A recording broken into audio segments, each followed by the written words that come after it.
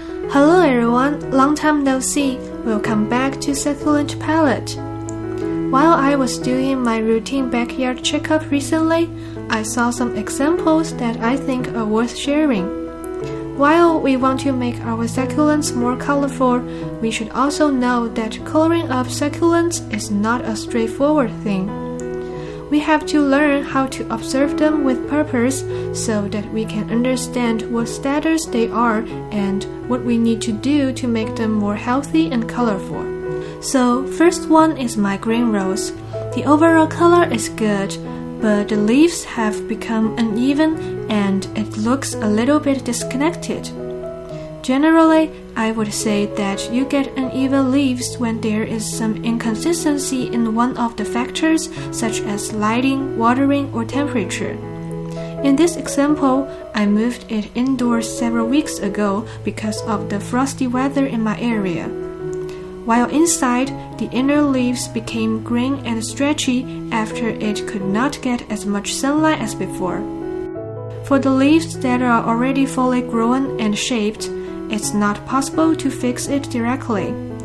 It will have to metabolize those leaves, and what we can do is keep the condition more stable going forward. Now let's take a look at this Chihuahua. At first glance, it might look well stressed, but don't be misled. This one happens to be in the process of rooting, and so the stressed coloration and compact shape come from dehydration. That's different from a healthy rooted plant that is coloring up from stress. You see, while succulents are derooted or still rooting, they will tend to color more easily because they can't take too much sunlight yet, and so they also take a more compact shape.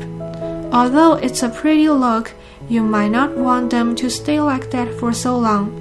When succulents are not rooted, they are much more vulnerable and have not developed resistance to pests and fungus. As much as we'd like to color up our succulents, root growth and their overall health should always come first. Here's another Chihuahua that I have for comparison. This one is happily growing with a strong root system. You can tell it's healthy and also putting on color which will be much more stable. Not overly compact, the leaves are not wrinkled because it is well hydrated. It's also firm to the touch.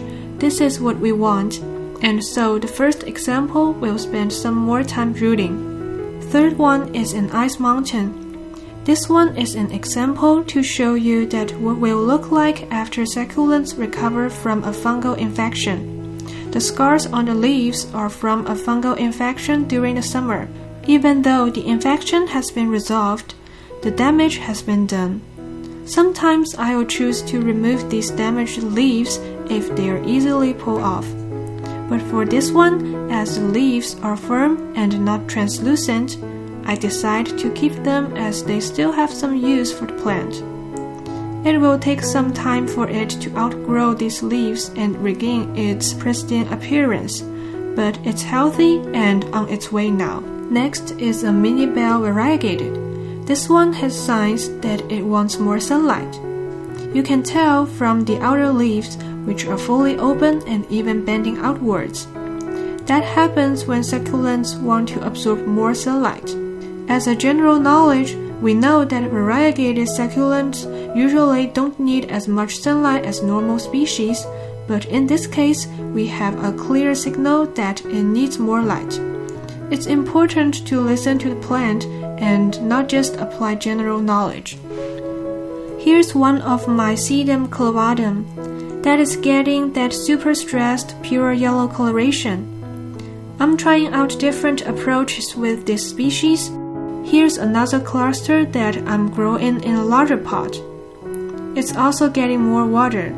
I'm looking forward to seeing how it develops and if it can grow more heads. Seeing them together, which one do you prefer? Finally, if you remember the Sedum pachyphyllum that I've been featuring in the videos, here's an update on its growth. Last time, I said that we were working on the shape, and you can see that it's come a long way and it's close to the shape that I like. It had some more cold-stressed color, but it faded during its time indoors while we had the frosty weather in the last few weeks. It's now back outside and hoping to see it coloring up nicely in the spring. That's it for today's video. Hope you enjoy it and have a nice day.